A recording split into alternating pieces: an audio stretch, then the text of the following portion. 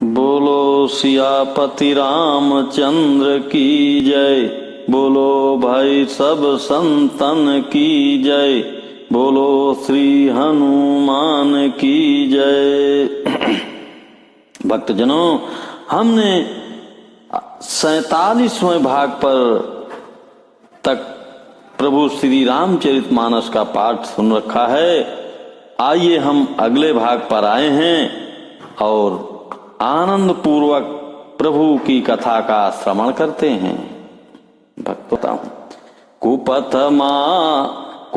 माँ गरुज व्याकुल रोगी, वैद्य न दे सुनहु मुनि जोगी। यही विधि हित तुम्हार मैं थयऊं, कही असयंतर हित प्रभु भयऊं। हे योगी मुनि, सुनिए, रोग से व्याकुल रोगी कुपथ मांगे तो वैद्य उसे नहीं देता। इसी प्रकार मैंने भी तुम्हारा हित करने की ठान ली है। ऐसा कहकर भगवान अंतर्धान हो गए। माया विवश भये मुनि मूढ़ा, समुझी नहीं हरि गिरा निगूढ़ा।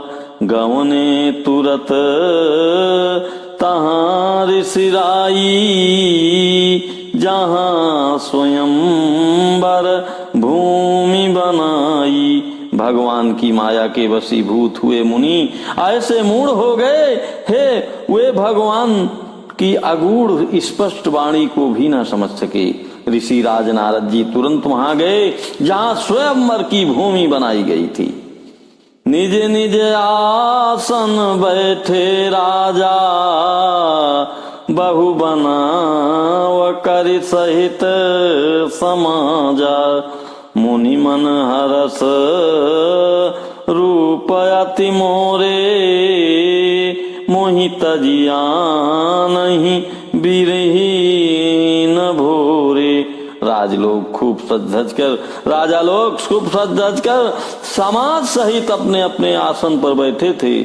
मुनि नारद मन ही मन प्रसन्न हो रहे थे कि मेरा रूप बहुत बड़ा सुंदर है, मुझे छोड़ कन्या भूल कर भी दूसरे को ना भरेगी। मुनि हित कारण कृपा निधाना, दीन कुरूप न जाई बखाना। सो चरित्र लखी काहू न पावा, नारद जानी सबहि सिर नावा।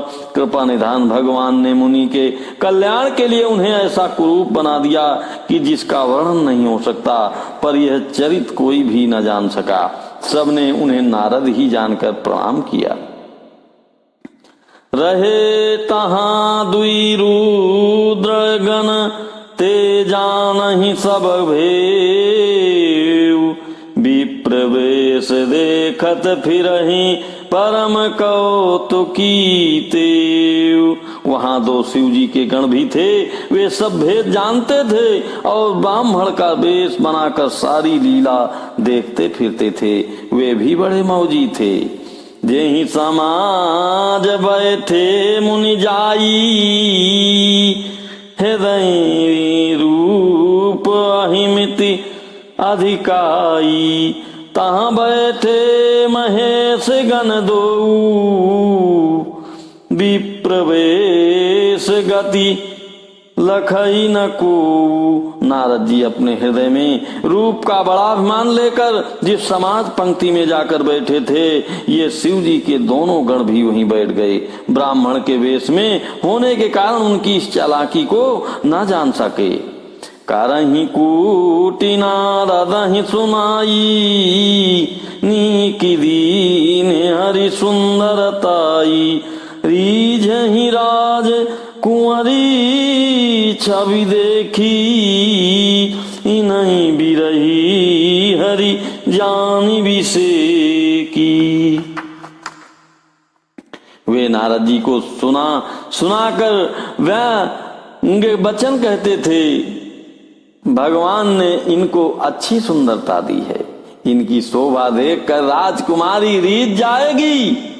और हरि बानर जानकर इन्हीं को खास तौर से भरेगी।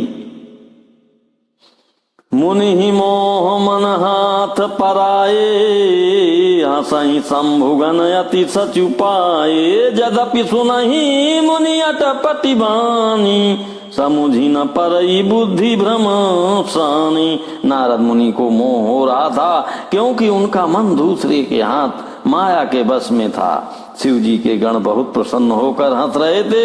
यद्यपि मुनि उनकी अटपटी बातें सुन रहे थे, पर बुद्धि भ्रम में सनी हुई होने के कारण वे बातें उनकी समझ में नहीं आती थी। उनकी बातों को वे अपनी प्रशंसा समझ रहे थे। काहु न लखा सो चरित अभिषेका, सो सस्वरूप न पकन्या देखा। मरकट बदन भयंकर देही, देखत हृदय क्रोध भाते ही। इस विशेष चरित्र को और किसी ने नहीं जाना, केवल राजकन्या ने नारद जी का वह रूप देखा। उनका बंदर का समूह और भयंकर शरीर देखते ही कन्या के हृदय में क्रोध उत्पन्न हो गया। सखी संग लय कुंवरी तब, चली जनु राज मराल। देखत फिरई महीप सब, कर सरोज जयमाल। तब राजकुमारी सखियों को साथ लेकर इस तरह चली मानो राजहंसनी चली आ रही है। अपने कमल जैसे हाथों में जयमाला लिए सब राजाओं को देखती हुई घूमने लगी। जेहि दिशि बैठे नारद फूली, सो दिशि तेहि न बिलो की भूरी। पुनि पुनि मुनि उकसहि अकुलाही, देखी दशा हर गन मुस्काही। जिसो नारद जी रूप के गर्भ में फूले बैठे थे, उस ओर उसने भूल कर भी नहीं ताका। नारद मुनि बार बार उचकते और छटपटा रहे थे। उनकी दशा देखकर शिव जी के गण मुस्कुरा रहे थे, अट्टहास कर रहे थे। धारी न पंतानु तह गयो कृपाला, कुंवरी हरसी मेले जय माला। दुलहिन लय गे लच्छी निवासा, नप समाज सब भयऊ निराशा। कृपालु भगवान भी राजा का शरीर धारण कर वहां जा पहुंचे। राजकुमारी ने हर्षित होकर उनके गले में जयमाला डाल दी। लक्ष्मी निवास भगवान दुल्हन को ले गए। सारी राजमंडली निराश हो गई। भक्तजनों, यहीं से इस कथा का मैं विराम कर रहा हूँ। आगे नारद जी की कथा को आगे बढ़ाते हुए फिर आपको सुनाता हूँ। तब तक के लिए जय सिया राम, जय सिया राम, जय सिया राम।